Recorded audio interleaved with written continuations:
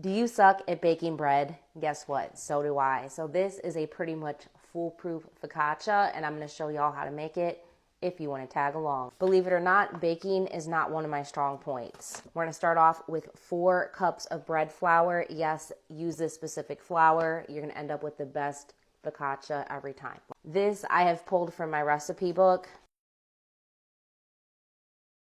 This recipe is super easy. So we got 4 cups of flour. Instant yeast, not active dry yeast, instant yeast, the one in the blue pack. 2 teaspoons. I did this with tablespoons once, but it didn't turn out as airy as I wanted it to. So 2 teaspoons. Teaspoons. Whisk that together. Now you can just throw it all in the bowl at once, but I like to kind of make sure the yeast is incorporated everywhere and then add my salt. 2 teaspoons of salt. This I'm going to turn into a pizza focaccia for my birthday dinner party. So I'm going to add some oregano into the dough and just a little bit of garlic powder. Go ahead and mix some lukewarm water with that. That was 2 cups, by the way. Take a spatula and mix this together. Sometimes I have to go back in and add just like a little bit extra water if it's too dry, usually just like a splash. But you want it to be sticky and shaggy, just like this. Take some olive oil and slick that down really well. You want to make sure to put some on the sides.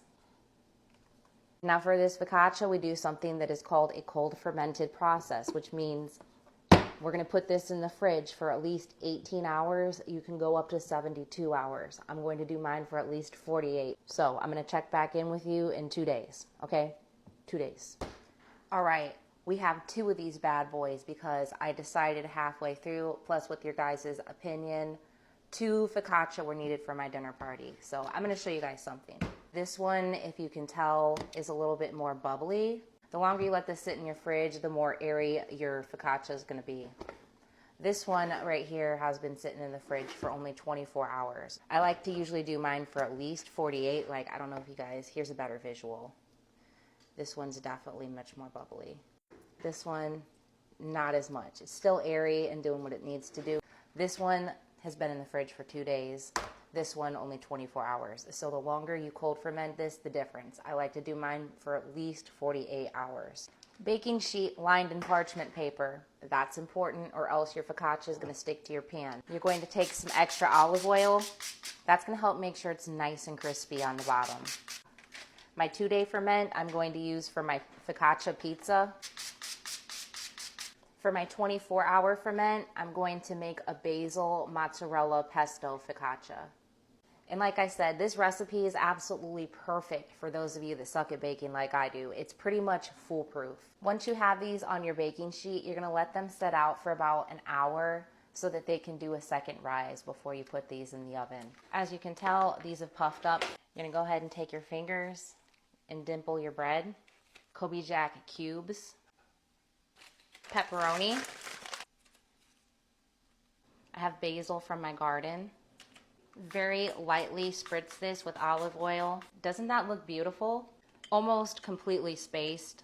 I forgot that on the pizza one, I was going to add jalapenos on half of it and like do it half spicy, half not. All right, same thing. You're gonna go ahead and dimple this with your fingers. This one's a little bit stickier. Mozzarella. Pesto. Basil. Slightly spritz the top of this with olive oil. Another beautiful sheet of focaccia. My oven has preheated to 425 degrees. Pop these in the oven and bake these for 25 to 35 minutes. Just keep an eye on them. When they're nice and golden brown, they're done.